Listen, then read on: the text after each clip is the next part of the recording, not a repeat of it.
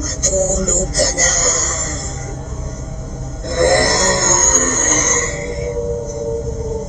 Anong oras na, bata? Gising ka pa rin? Gusto mo bang kunin ka namin? Galit kami sa mga batang matitigas ang ulo. Nanggigigil ako sa'yo. Kinukuha namin ang mga kagaya mo. Dinadala sa gubat. Madilim. Maraming damo.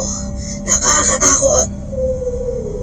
Kaya matulog ka ng maaga.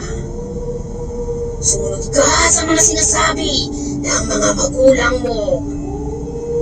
Kapag nalaman kong hindi mo pa rin sinusunod ang mga magulang mo, ay pupuntahan ka na talaga namin sa bahay nyo para kunin.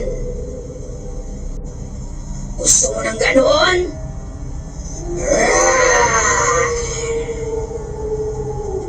Inuulit ko. Kung ayaw mo, sundin mo lahat na sinasabi ng mga magulang mo, bata. Huwag matigas ang ulo. Matulog ka na.